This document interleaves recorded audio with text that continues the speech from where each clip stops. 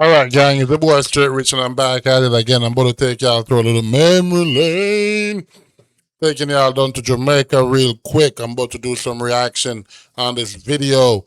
Um, Look, man, y'all gonna have to do your own diving into the timelines and stuff, and getting all the names and stuff. I'm sure they did their own research and stuff, but this is not me here to criticize the stories or whatever. I'm just here to watch this whole thing with y'all, you know what I mean, and get to the, you know what I mean. I'm just trying to see what they're talking about. You know what I mean? Let's get into it, man. Welcome to the land of wood and water, known to the Taino as Jamaica, or as the English like to call it, Jamaica. Jamaica means land of wood and water. The Taino farmed cassava, fished, and invented hammocks. Jamaica is a Caribbean island nation located in the Greater Antilles and the third largest island in the Caribbean after Cuba and Hispaniola, just south of Cuba and west of Hispaniola. In 1494, Columbus claimed Jamaica for Spain, but the island had no gold. The Spanish shrugged and settled for enslaving people instead. Disease and violence wiped out most of the Taínos within a generation. Between 1509 to 1655, the Spanish brought Africans to replace the dying Taíno population. Many escaped to the hills, forming Maroon communities. From there, they raided plantations and built free villages in the mountains. Some early Africans in Spanish Jamaica may have been black Moors from Iberia, but the majority were enslaved West Africans brought directly through the transatlantic trade. These early Africans helped form the roots of Maroon communities once the Spanish lost control. The Spanish used cimarron to mean escaped enslaved Africans who fled into the mountains. Originally, it meant wild or untamed, applied to runaway livestock that went back into the hills. In the 1600s, French speakers shortened cimarron to marron, same meaning, runaway, wild. Since France and Spain were both all over the Caribbean, the term spread. The English borrowed it as maroon. In 1655, the English invaded and kicked out the Spanish. They renamed the island Jamaica, meaning land of wood and water. The Maroons called it land where we keep embarrassing empires. Unlike some Caribbean islands renamed completely, like Hispaniola or Puerto Rico, Jamaica kept its original Taino name. After the English seized Jamaica in 1655, they turned Port Royal into the busiest port in the Caribbean and the wildest. Merchants, pirates, and privateers drank, gambled, and fought in the streets. It was called the wickedest city on earth. Then, in 1692, the earth itself had enough. A massive earthquake struck, turning solid ground into quicksand. In minutes, 2/3 of Port Royal sank into the ocean. Over 2,000 people vanished beneath the waves. Port Royal. Yeah, this was a very, you know what I mean, devastating history, you know what I mean, for Jamaica. You know what I mean? But it led way, you know what I mean, for the future of what we have now. You know what I mean? Port Royal was really, you know what I mean, unmatched when it come down to the wild shit that was going on down there. You know what I mean? It was crazy. Royal went from wickedest city on earth to the Caribbean's most exclusive underwater resort overnight.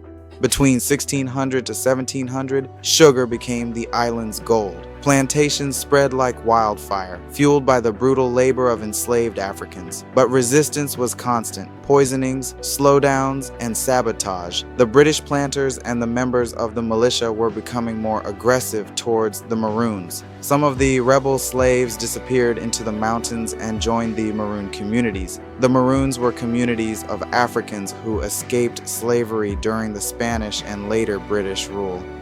They set up free villages deep in the mountains and forests of Jamaica. Think of them as freedom fighters with the best natural fortress, steep hills, dense bush, and hidden trails only they knew. They weren't just hiding, they were raiding plantations, freeing other enslaved people and making life difficult for colonial authorities. Basically, they were living proof that slavery could be resisted. As the Maroon population grew, the Jamaican government decided to defeat the Maroons once and for all. They were seen as a constant threat by the government. In 1728 to 1739/40, the Maroon War begins. The Maroons, led in the west by Cudjoe and in the east by Queen Nani, fought Britain for over a decade. Guerrilla warfare from the hills left redcoats dizzy and mosquito-bitten. Britain thought they were fighting one rebellion. Instead, they got a 2-for-1 deal. Cudjoe in the west with his treaties, and Queen Nani in the east with her ambushes. Talk about a buy one get one nightmare. Cudjoe was more of the political military negotiator. His base was in Trelawney Town. Cudjoe signed the paperwork when Britain finally threw in the towel. Queen Nani was legendary for her guerrilla tactics and spiritual aura. Both names became immortal, so sometimes they're mentioned as if they led the same side, but really they led two different halves of the same struggle. In the end, Britain signed peace treaties. Maroons got land, Britain got peace, sort of. In 1760, an Akan chief named Tacky led one of the largest Caribbean uprisings. Enslaved people seized plantations and fought for months before it was crushed. His name became Legend Tacky, leader of the rebellion, was originally from the Fante ethnic group in West Africa, and had been a paramount chief in Iguafo, in the central region of present-day Ghana. As king, Tacky recalled selling prisoners of war of his rivals of the Ashanti, Nzima and Ahanta off into slavery as spoils of war to British slave traders, before himself taken captive by the Dutch when a rival state, and the Dutch defeated his army in battle near Elmina and sold him into slavery, and he ended up in Jamaica. He and his lieutenants planned to take over Jamaica from the British and to create a free and independent state. In April 1760, Tacky and about 100 other enslaved men who all had extensive military training stormed a plantation, killed the overseers, and seized firearms. They captured plantations and gathered followers, swelling to hundreds. After several days of rebellion in St. Mary, Tacky and his fighters retreated into the hills. The British, frustrated by their failure to crush the uprising, called in the Maroons, who by treaty 1739/7 Yeah, the Maroons always coming in, you know what I mean, in and out to do shit. And, you know what I mean, it's kind of crazy because, you know, you had to choose a side, you know what I mean, to fight on at the time, you know what I mean. So it was two devils, you know what I mean. Which one do you take? You know what I mean. None of them was, you know, a good deal. But either way, you have to make a stand, you know what I mean, which was tough. 1740 were obliged to fight against future rebellions. A Maroon marksman reportedly shot and killed Tacky. His head was cut off, placed on a pole, and displayed in Spanish Town as a warning. It was the British, not the Maroons, who cut off Tacky's head and stuck it on a pole. This was a common colonial practice to terrorize the enslaved population after rebellions. In Europe and the colonies, displaying severed heads or bodies was a way to terrorize the public. Example, in England, traitors' heads were stuck on London Bridge for centuries. In Jamaica, rebels' bodies were often displayed after execution, hanged, gibbeted, caged in irons, or heads placed on poles. The British used this tactic widely after slave uprisings to scare others from joining future revolts. After Tacky's death, the revolt didn't die. Other rebel groups carried on in Westmoreland, Clarendon, and St. James. For months, rebel groups fought the British militia and Maroons, who were forced by treaty to fight against them. By early 1761, the revolt was fully crushed after brutal reprisals.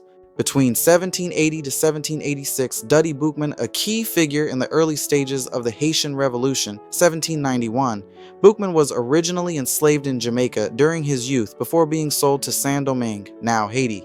It's highly likely he knew of the Jamaican rebellions, especially Tacky's, as it was recent history during his lifetime. These events would have been part of the oral history and revolutionary consciousness among enslaved Africans. They helped shape a legacy of resistance that Boukman drew upon in sparking the Haitian Revolution. In 1791, Duddy Boukman himself was a voodoo priest started the Haitian Revolution, and this worried the British about slaves uprising in Jamaica. The Maroons' existence were seen as a constant threat by the government. In 1795 to 1796, by this time tension grew again. The British accused the Trelawney Town Maroons in western Jamaica of breaking treaty terms. Small disputes spiraled into war, starting the Second Maroon War. The Maroons waged another campaign of ambushes and raids. The British brought in over 5,000 soldiers and even bloodhounds from Cuba. Despite this, the Maroons resisted fiercely. Despite fighting bravely, they were eventually forced to surrender. After months of stalemate, they agreed to surrender in December 1795 under the promise of pardon and return to their lands. The Maroons eventually negotiated, but the British betrayed them. The British decided they were too dangerous to keep in Jamaica. About 550 Trelawney Maroons were tricked by the British in 1796, promised pardon if they surrendered, then accused of breaking the deal, rounded up and deported to Halifax, Nova Scotia, Canada. It was a mix of broken promises and outright deception. The British thought, if we can't beat them, we'll ship them where it snows. That's like sending island warriors to shovel driveways in Canada. Talk about cruel and unusual punishment. Life there was harsh. Freezing winters, a nightmare for people from tropical mountains. Poor treatment and broken promises. Yeah, man. I mean, it is devastating. It's one thing the British was known for is to shake hands with you with one hand and then take everything you got with the other hand. You know what I mean? They were known for screwing you over by any means necessary.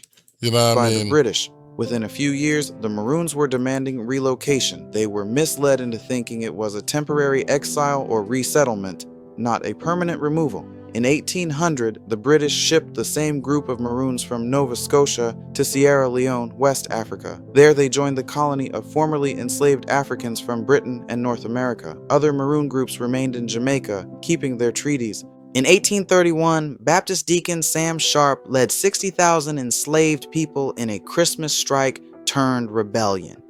Sharp organized a peaceful general strike for better working conditions and wages. When the strike was ignored, it turned into full-scale rebellion. About 60,000 enslaved people joined, the largest uprising in Jamaica's history. Cane fields and plantations burned across the island. The British crushed it violently. Over 200 rebels were killed in battle and 300 plus executed afterward, including Sam Sharp. The rebellion shocked Britain. News of the scale and brutality helped push Parliament toward abolishing slavery in 1834. Freedom came in 1834, full emancipation in 1838, but wages were tiny, famines hit, and hurricanes wrecked crops. The chains were gone, but poverty and injustice remained.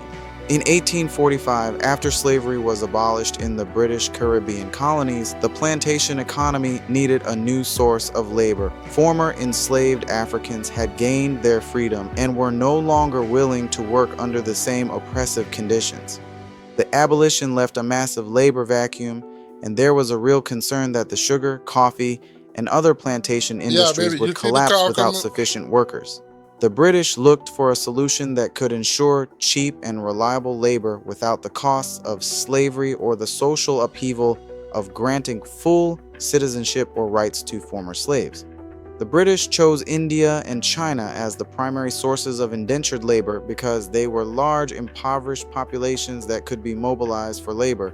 Many Indians and Chinese saw the indenture system as a way to escape economic hardship. The British were able to tap into this large pool of potential workers who were often desperate for work. While Indians were often used in agricultural work, the British preferred to use Chinese laborers in other industries like mining, railroad construction, and urban labor. Despite early tensions, over the decades, relationships began to change. Some intermarriage occurred, especially between Chinese men and African women, as there were few Chinese women brought to the island. Yeah, man. You know what I mean? It is funny because in Jamaica the motto is "All the many were one people," and the colonial powers don't turn Jamaica into a melting pot over the years. You know what I mean? So that's why you see so many different looking type of people coming out of Jamaica. Many descendants of Indian, Chinese, and African heritage intermingled, creating new mixed-race communities. In 1865, preacher Paul Bogle and politician George William Gordon, a mixed-race politician sympathetic to the poor, led the Morant Bay Rebellion against injustice. In October 1865, a man was dragged into court in St. Thomas Parish on a petty land charge. To the people, it was not just one man's case, it was proof that the system was rigged against them. A Baptist deacon named Paul Bogle from the village of Stony Gut had had enough. He gathered his neighbors and said, "Justice does not live in the courthouse. Let us go there and bring it ourselves." On October 11th, Bogle led hundreds of men and women to the Morant Bay Courthouse. Their march was not only for land, it was for dignity. When the militia opened fire on the crowd, killing several, the marchers turned fury into flame. The courthouse was set ablaze, officials attacked, and the rebellion began. For days, the rebels controlled the parish. They struck at plantations and symbols of colonial rule. They had no cannons, no armies, just courage and cutlasses. But courage alone was no match for an empire. The British executed hundreds, including Bogle and Gordon. George William Gordon was also arrested illegally and executed. Brutal, but it lit the path towards self-rule. The governor thought Jamaicans would accept freedom without land or justice. Paul Bogle marched to remind him, "Freedom without fairness is just another plantation." In 1914, a skilled speaker, printer, and journalist named Marcus Garvey founded the Universal Negro Improvement Association. From early on, he noticed how deeply racism and colonialism shaped the lives of Black people worldwide. His message? Black pride, self-reliance, and unity across the world. From Harlem to Kingston, his words carried like drumbeats across the diaspora. In 1929, Garvey founded the People's Political Party, the island's first. He demanded land reform, better wages, and schools, radical ideas in a colony built on inequality. Garvey's voice faded by the 1930s, but his message grew louder in the hands of others. Strikes, riots, and protests erupted across Jamaica. Out of the fire rose new leaders, Alexander Bustamante and Norman Manley, who Yeah, man, you know what I mean? Very crucial part of Jamaican history. You know what I mean? Marcus Garvey. You know what I mean? Black reliance, black philosophy, black curriculum, black upliftment. You know what I mean? Black power. You know what I mean? He literally stand 100% behind all that. You know what I mean? Look to the east for the coming of the black king. You know what I mean? All those was his quotes. You know what I mean? Yeah, it's crazy, man.